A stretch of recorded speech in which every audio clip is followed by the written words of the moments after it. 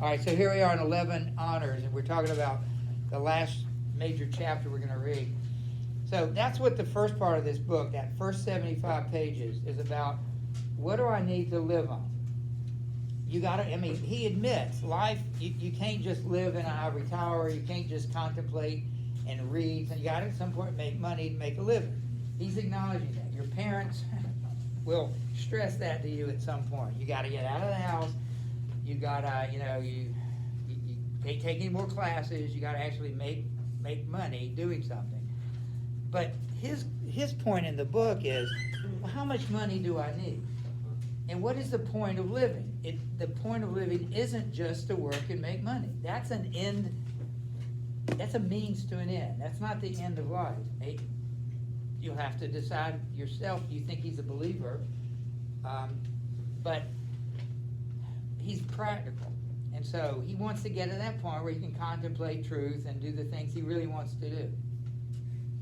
And that's where he is now. This is where he's headed, the whole book. What are the higher things I need to contemplate?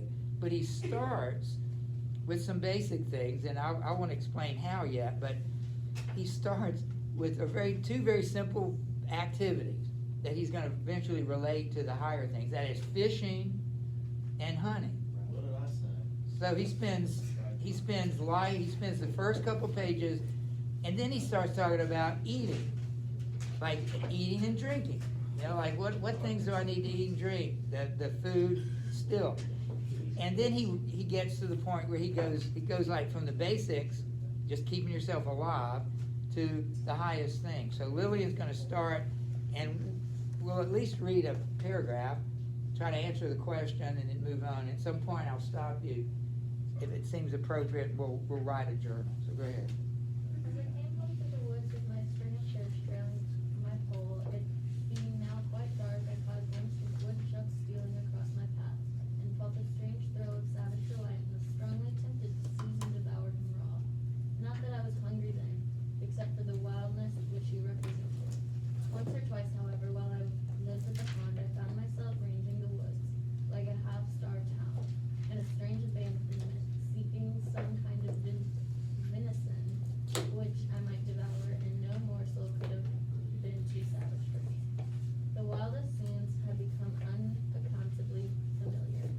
I found in myself, and still find, an instinct toward a higher, or, as it is named, spiritual life, as do most men, and another sort of primitive range and savage one, and I reverence them both.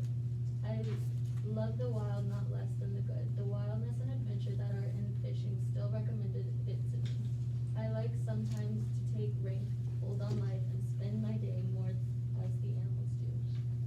Perhaps I have owned to this employment and to hunting when quite young, my closest acquaintance with nature. They early introduce us to and detain us in scenery with which otherwise at my age we should have little acquaintance. Fishermen, hunters, woodchoppers, and others spending their lives in the fields and woods, in a particular sense a part of the nature themselves, are often in a more favorable mood for observing her in the intervals of their pursuit than philosophers or poets even who approach her with expectation. She is not afraid to exhibit herself to them. The traveler on the prairie is naturally a hunter, and on the headwaters of the Missouri and Columbia a trapper, and at the falls of St. Mary a fisherman. He who is only a traveler learns things at second hand, and by the haves and is for authority.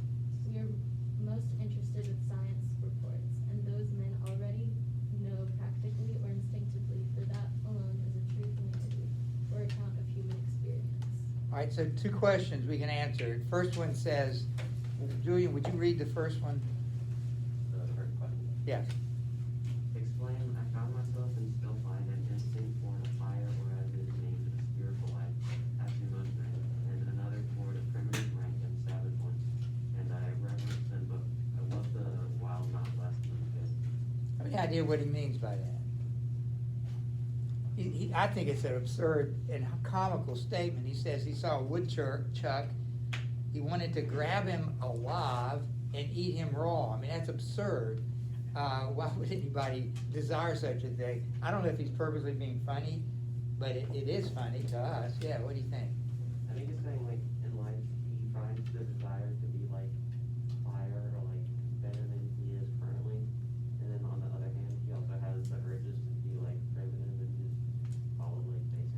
that's very good. I mean, that's essentially what he's saying here. It makes me think of the last book we read in the class.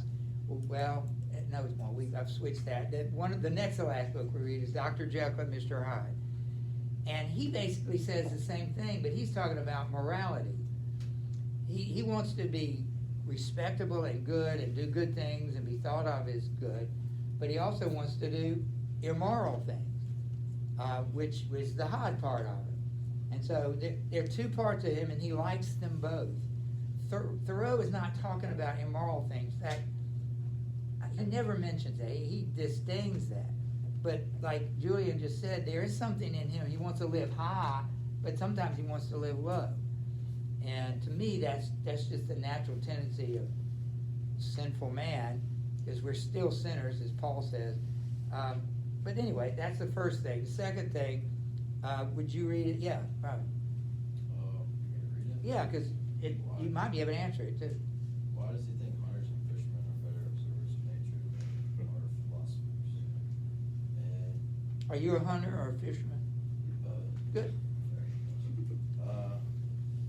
basically, there's like, I guess, like, if you're sitting out there, there's a lot more, people think like, just going out there, you're just gonna be sitting out there, just, just doing the act of fishing or hunting. There's a lot more like things you have to observe and pay attention to behind the, like, what most people would think. Like, there's so much that goes into it. For those of us personally, I'm not a hunter or a fisherman. What are some things you've observed? I mean, can you think of some of the things you've learned about nature just sitting out there? I mean, basically, you have to, like, say you're hunting, so you pay attention to your scent, your wind direction, are you hunting a cold front, are you hunting, like, I mean, people pay attention to moon phases, like certain days of the season are gonna be better than others, like, you can't overpressure the spot, there's so much, there's different movements that you have to pay attention to. Well, how does the moon affect anything? Moon phases, like say the red moon, like revealing it a few rows, and those are like some of the best days to hunt. I'm not sure Why? why. You say there's more game out there, or? I'm not exactly sure why, but it's just, I don't know, that's what people say. But there's just a lot of business. Well, you've proved the point that he's making here, is that I know you know 100% more about nature than I do, and he's saying that you would know more than a philosopher alone would know. The guy who contemplates nature doesn't know nearly as much as the guy who lives in it or spends lots of time in it. And he goes on to talk about the value of hunting, so you'll appreciate what's coming up. Why don't we go to you finished, right? Didn't you finish? Would you mind reading, Julian, the next one? They mistake who assert that the Yankee has few amusements because he has not so many public holidays, and men and boys do not play so many games as they do in England. For here the more primitive but solitary amusements of hunting, fishing, and the like have not yet even placed in the former. Almost every New England boy among my contemporaries shouldered a fowling piece between the ages of 10 and 14. And his hunting and fishing grounds were not limited like the preserves of an English nobleman, but were more boundless even than those of a savage. No wonder then that he did not oftener stay to play on the common, but already a change is taking place, owing not to an increased humanity, but to an increased scarcity of game, for perhaps the hunter is the greatest friend of the animals hunted, not excepting the Humane Society. All right, Robbie, why don't you do the honors here? Wherever when at the pond, I was sometimes to add fish to my fare for variety. I have actually fished from the same kind of necessity that the first fishers did. Whatever community I might conjure up against, it was all factitious. Which means artificial.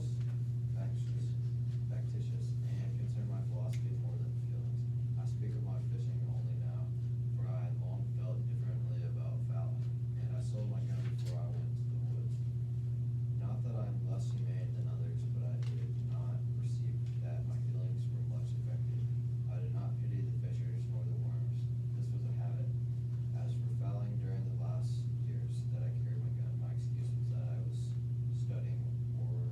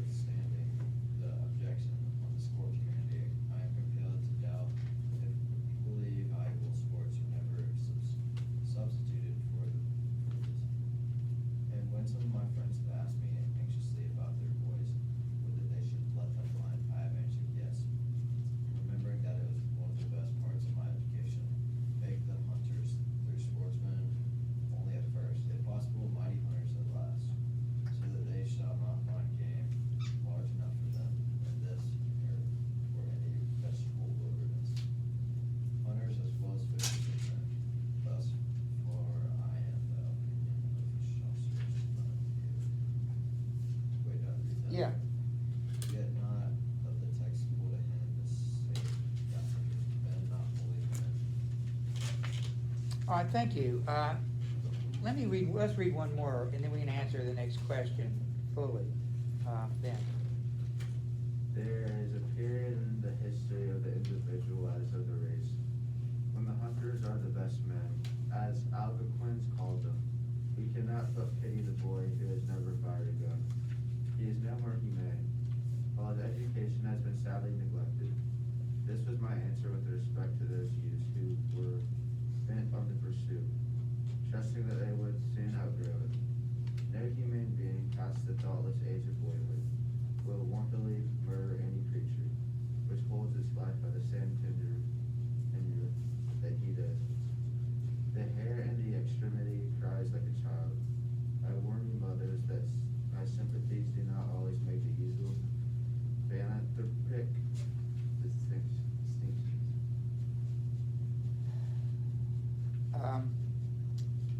I think we can answer the question. So he says, what does he think is the value of hunting for boys? Yeah. Basically, they're getting an education. Just like you said earlier, you learn more about nature by being in it than you do reading about it. And so it also makes them more humane. That's one thing I've noticed, Robbie, you can correct me if I'm wrong, but the hunters that I've known have a great deal of respect for what they kill, and they don't kill indiscriminately. They take everything, or as much as humanly possible, to use from the animal that they killed. Is that the case with you guys? Yeah, that's definitely the case. You don't kill just for the fun of killing another creature. You kill for a purpose and you use it. And I also heard that they're more deer than we know what to do with anyway. That they kind of need to be. Yeah, you have to have management. Yeah, it's part of a management. This sounds like it's off the subject, but there are places in California that you're not allowed to go through. Maybe it's all of California. Go through and clean out the dead lumber, the dead timber, and so one reason there have been so many more fires is because all this stuff hasn't been managed, and so it creates just kindling for any fire that starts. There's a way to manage forests where you cut trees down in order to save trees, and you clean, and that's been outlawed in California. We talked earlier with Frankenstein, what is good about technology, what's bad about it was on your test. I think it applies to a lot of things. What's good about some of the ideas, we want to protect nature, but sometimes in claiming to do so, we're actually endangering nature, yeah. So, sort of on the subject of technology and all that stuff. Yeah. My uncle was in I think it was the Forestry Service, but he was out in like Midwest USA, and he was going around with the team preventing forest fires or containing them and cleaning them out. How do they do that? Well, the method that he chose to use, or has been used previously, it's called a drip torch, and it's this long thing, and then you tip it down, and it drips flaming oil onto the ground, and you burn a fire line. So you literally start a fire. Exactly, like on the top of, if a fire's going up a ridge, you burn across the top of the ridge, the fire doesn't go past it. But what the government and all that stuff was telling them to use was to get and you could do 2 men and cover. He did it with him and another friend. He put out a 20-acre fire or something, just those 2 people, by just going around the thing.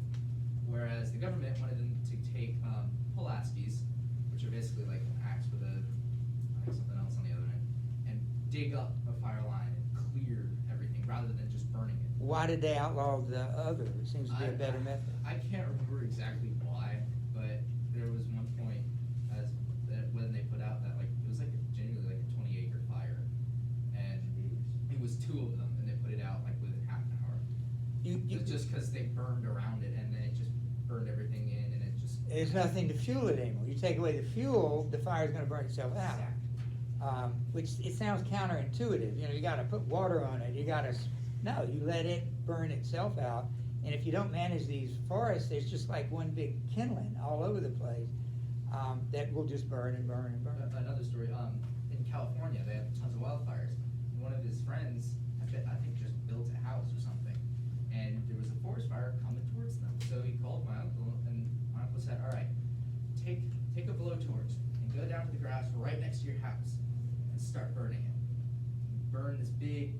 circle, nothing else caught on fire, just burned the grass. Then, and the fire came, house was not touched at all. And you could see as the TV chopper was going over, it was like, burnt out husk, burnt out husk, burnt out husk. Perfectly fine house, just with a dead patch around it. Burnt out husk, burnt out husk. So it saved his house by burning out around it. Again, you take away the fuel, the wood, then there's no fire. The fire will burn itself out. And, a lot of it has to do with, like you mentioned, government regulations. Government sometimes thinks they know better than the foresters or the people who live there, who say, well, we have better ways of doing it. No, you can't do that because we're telling everybody to do it the same way, which is self-destructive because people who really know what to do, your uncle, the hunters and fishers, they the ones should be in charge of it, not people who don't know what they're doing and make arbitrary laws for you guys. All right, so let's keep reading. Such an office. Such is often the young man's introduction to the forest and the most original part of himself. He goes thither as first as a hunter and fisher, until at last, if he has the seeds of a better life in him, he distinguishes its proper objects as a poet or naturalist it may be, and leaves the gun and fish pole behind. The mass of men are still and always young in this respect. In some countries, a hunting parson is no uncommon sight. Such a one might make a good shepherd's dog, but is far from being a good shepherd. I've been surprised to consider that the only obvious employment, except wood chopping, ice cutting, or the like business, whichever to my knowledge detained at Walden Pond for a whole half day, many of my fellow citizens, whether fathers or children of the town, with just one exception, was fishing. Commonly, they did not think that they were lucky or well paid for their time unless they got a long string of fish, though they had the opportunity of seeing the pond all the while. They might go there 1,000 times before the sediment of fishing would sink to the bottom and leave their purpose pure. But no doubt such a clarifying process would be going on all the while. The governor and his council faintly remembered the pond, for they went fishing there when they were boys. But now they are too old and dignified to go fishing, and so they know it no more forever. Yet even they expect to go to heaven at last. If the legislature regards it, it is chiefly to regulate the number of hooks to be used there. But they know nothing about the hook of the hooks, with which to angle the pond itself, impailing the legislature for a bid. Thus, even in civilized communities, the embryo man passes through the hunter stage of development.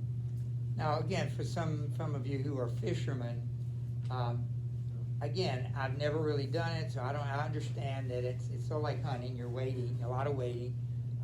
What is no pun intended, what is the lure of fishing? What lures people to spend hours, Don't know what you're gonna catch. Catching their big bass. do you save, you keep everything you catch, or do you throw, what do you throw back? Everything basically, unless you guys fish. Say that again? Like, there's certain types of fish we'll keep, like usually we just throw everything back. What do you keep? Mainly we'll just keep, like, if we go down the beach, we'll keep like flounder, redfish, trout. But, so you don't get a fish and throw it away, you just put it back, unless it's the select fish that you're looking for. Do you do any fishing? What's the attraction to you? Being with the guys, catching a big one is There's awesome. some muckers with the wood. If you think about it, that is a pretty interesting thing. You never know. Robbie said you never know what you're going to catch. It's interesting that Jesus picked at least 4 fishermen. And remember, his point was, you know how to catch fish. There's something about that he was able to relate to. Let's get you to be fishers of men. There's something about that mentality, that thinking that a fisherman has, that Jesus was able to channel, again, no pun intended, channel toward evangelizing. There's something about those two things that are similar.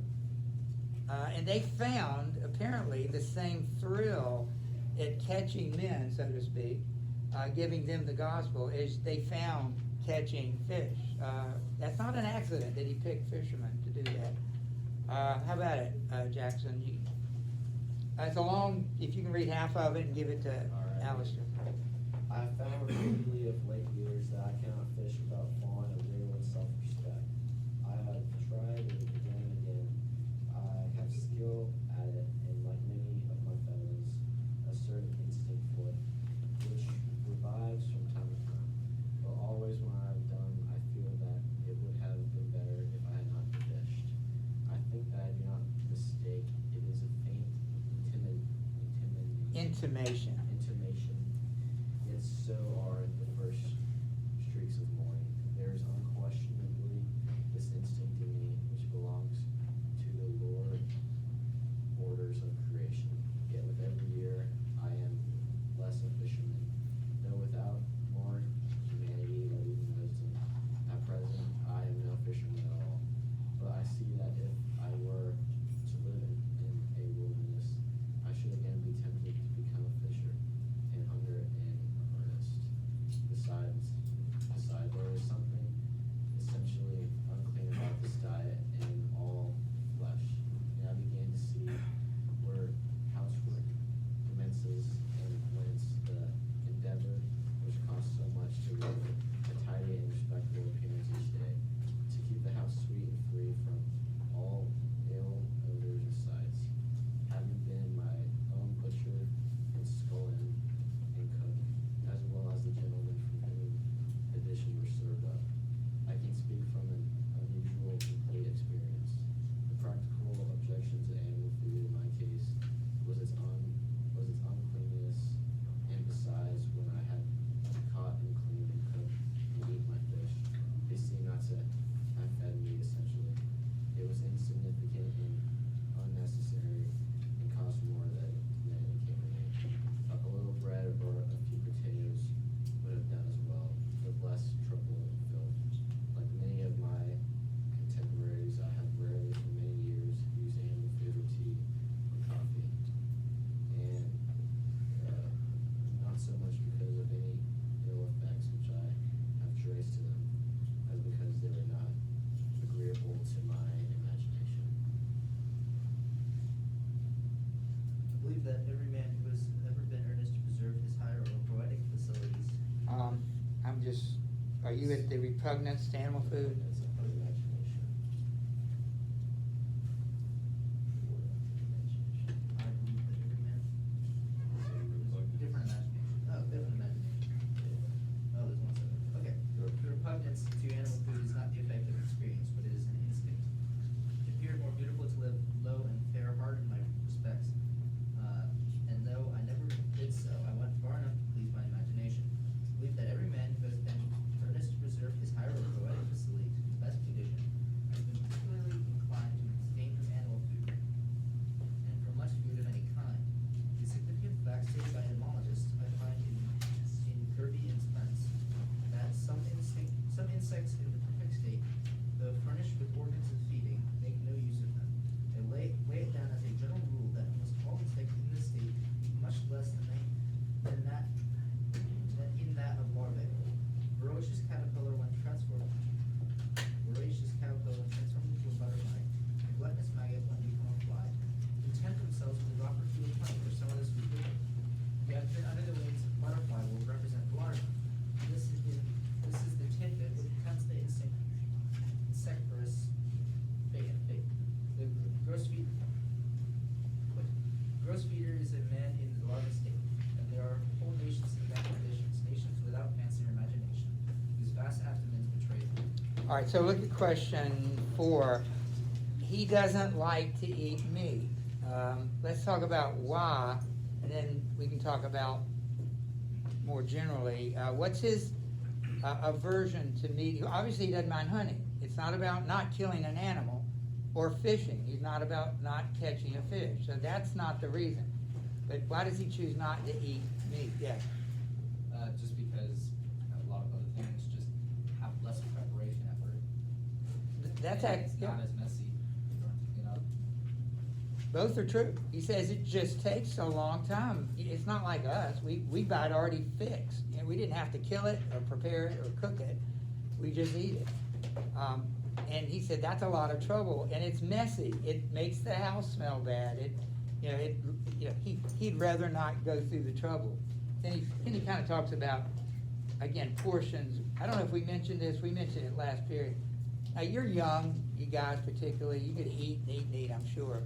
But one thing that bothers me is when you go and you're paying for it, you spend $20, $15, $10, sometimes less, but you get more food than you can eat. In fact, they almost give you the takeout box with the food. So I don't understand that. I don't need that much food. I don't want that much. And, you feel obligated to eat it. Does that bother some of you? I like it, cause. Well, your age, it wouldn't surprise me. Just, yeah. That's not the way I feel at my age. At your age, I'd agree with you. All right, so we're on number 5. Why don't we go to Tucker, and I think you can read all of this. We'll move back over here, this side of the room. It is hard to provide a consistent and clean diet as well as will not within the imagination of this, I think, is to be fed when we feed the body. They should both sit down at the same table, yet perhaps this may be done. The fruits you can temporarily need not make us ashamed to our appetites or interrupt the worthiest pursuits, but put an extra condiment into your dish and it will poison you. It is not worth the while to live by rich cookery. Most men would feel shame if caught preparing with their own hands. Precisely such a dinner, whether of animal, vegetable food, as it is every day prepared for them by others. Yet till this is otherwise, we are not civilized, and gentlemen and ladies are not true men and women. This certainly suggests what change is to be made. It may be vain to ask why the imagination will not be reconciled to flesh and fat. I am satisfied that it is not. Is it not a reproach that man is a carnivorous animal? True, he can and does live in a great measure by preying on other animals, but this is a miserable way. As anyone who will go to snaring rabbits or slaughtering lambs may learn, and he will be regarded as a benefactor of his race who shall teach men to confine himself to a more innocent, wholesome diet. Whatever my own practice may be, I have no doubt that it is a part of the destiny of the human race to travel in improvement, leave off eating animals as surely as the savage tribes have left off eating each other when they came in contact with the more civilized. So basically, he's saying, just to add to our reason, he's against eating meat. He says it's less civilized. It's the cannibals. And he compares it to cannibalism. I mean, when we eat other animals, we're not eating humans, but we're eating things that are alive like we are. It also says, he says it's about the imagination. He says eating meat is, it just, his imagination, his taste, in other words, his natural taste are repulsed by it. Now, he's talking about himself. Before we go on, I think I could be a vegetarian. I'm not, I've never wanted to be, but if all I ate is vegetable, I've never craved any kind of meats. I've never craved that, but I have craved vegetables. There's something about eating certain vegetables that I need that. I don't think about some beef or chicken or whatever. I think about vegetables, like my body's crying out for that. Any of you know anybody who's a vegetarian? How do they live? Yeah. My dad was a vegetarian. He's a pescatarian now, which means A what? Pescatarian. So the only meat he eats is fish or seafood. Okay, right. Oh, that's the Okay. same. All right, yeah. Nicole used to go here in freshman year, I think. She was a vegetarian. Did you ever talk to her, ask her why? Like to hear them. Guys, listen. I never asked her why. I just remember her talking about it. Okay, yeah. My dad was a vegetarian for a week, and then he stopped. Why did he start it? Why did he stop? He watched this documentary about what do you call it, like athletes, and he was like, yeah, they're all going to vegetarian, and he's a pretty big guy, so it didn't really make sense.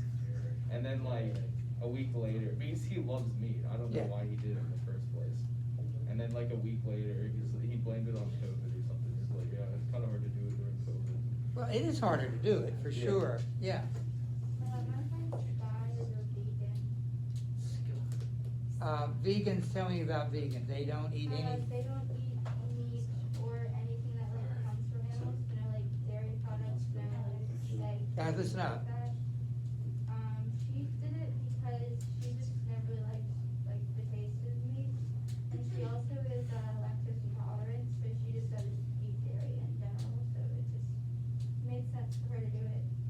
We had a guy who was a senior a couple years ago, and he managed to maintain that. I talked to him recently, I don't know if that came up, but it surprised me.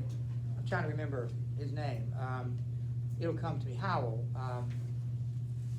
which one up, there were two. Anyway, he went to the University of South Carolina, he's still there, so he hadn't been about 4 years, but he maintained that throughout his high school years. Anyway, it didn't do any harm. Why don't we go to Payne, start at the bottom of 1-7. If one listens to the faintest but constant suggestions of his genius, which are certainly true, he sees not to what extremes or even insanity it may lead him. And yet that way, as he grows more resolute and faithful, his road lies. The faintest assured objection which one healthy man feels will at length prevail over the arguments and customs of mankind. No man ever followed his genius till it misled him. Misled. Misled. Though the result were bodily weakness, yet perhaps no one can say that the consequences were to be regretted, for these were a life in conformity to higher principles. If the day and the night are such that you greet them with joy, and life emits a fragrance like flowers and sweet, sweet scented herbs, is more elastic, more starry, more immoral. That is your success. All nature is your congratulation, and you have cause momentarily to bless yourself. The greatest gains, and you have cause momentarily to. Oh wait, I just read that. The greatest gains and values are farthest from being appreciated. We easily come to doubt if they exist. We soon forget them. They are the highest reality. Perhaps the facts most astounding and more real are real. Gosh, where I just lost my spot. Are never communicated by Are man. never communicated by man to man. The true harvest of my daily life is somewhat as intangible and indescribable as the tints of morning or evening. It is a little stardust, a segment of the rainbow which I have watched. All right, so he shifts from eating meat and hunting and fishing, he shifts one more level to talk about alcohol. So let's see what he says there. Yet for my part, I will never unusually squeamish. I could sometimes eat a fried rat with some good relish if it was necessary. I'm glad to have drunk water so long for the same reason that I prefer the natural sky to an opium eater's heaven. Opium. I would fail keeping sober always, and there are infinite degrees of drunkenness. I believe that water is the only drink for a wise man. Wine is not so noble a liquor, and think of dashing the hope of a morning with a cup of warm coffee, or in the evening with a dash of tea. Ah, how low I fall when I tempted by it. Even music may be intoxicating. Such apparently slight cause destroyed Greece and Rome, and will destroy England and America. Of all Ebriosity. ebriosity. Have you ever heard the word inebriated? It means drunk. So if you're inebriated, or ebriosity is soberness. So inebriation is being drunk, ebriation is not being drunk. Of all ebriosity who do not prefer to be intoxicated by the air he breathes, I have found it to be the most serious objection to coarse labor long continued, and they compel me to eat and drink coarsely also.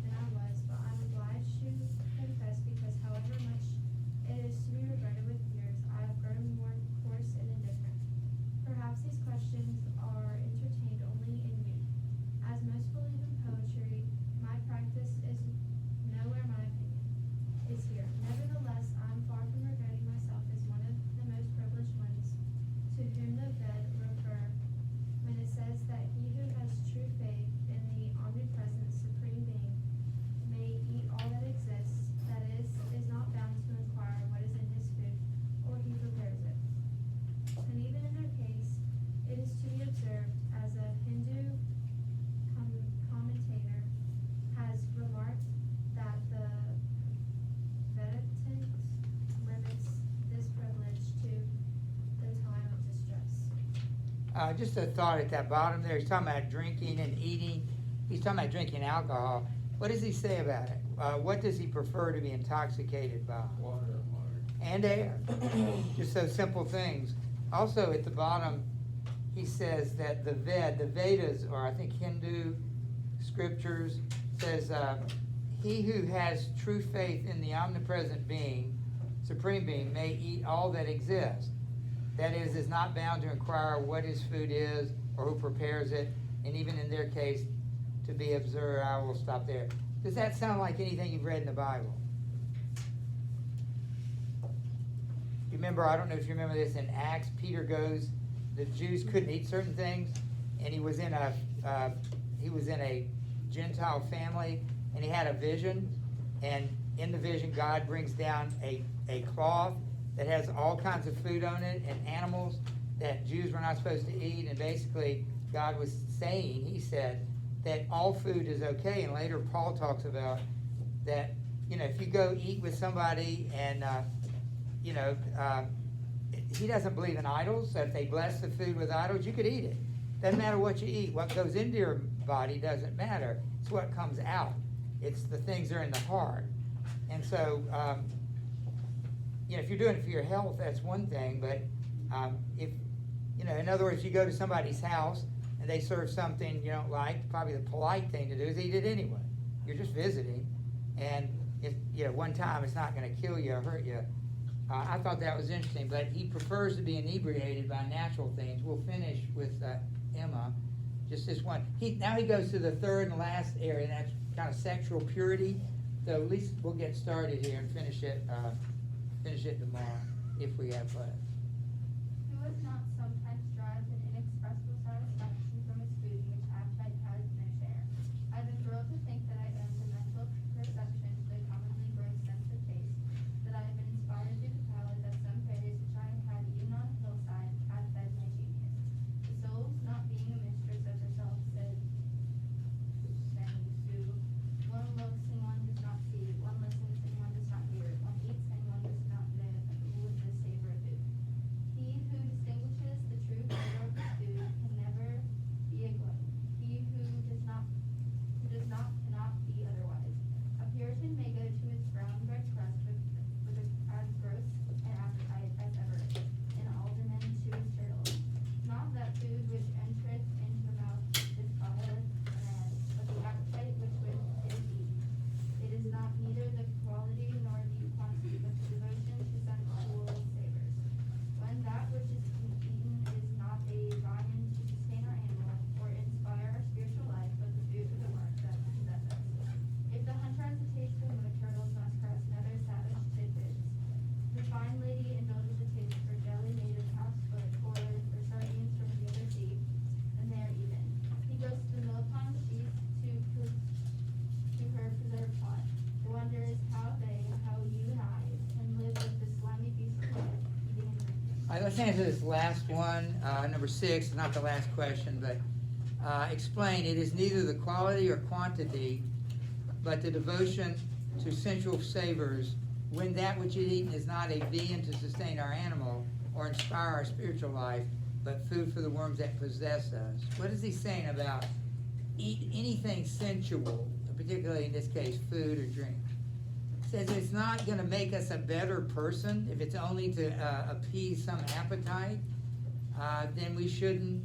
That makes it wrong. So if we eat just to sake we enjoy eating. Now he's saying that. I'm not saying that, but he's saying that just to enjoy eating for the eating sake or drinking for the drinking sake, that's not worth living for. If it's not making you a better person, if it's not some way to go to, I don't think any food can do that or any drink can do that.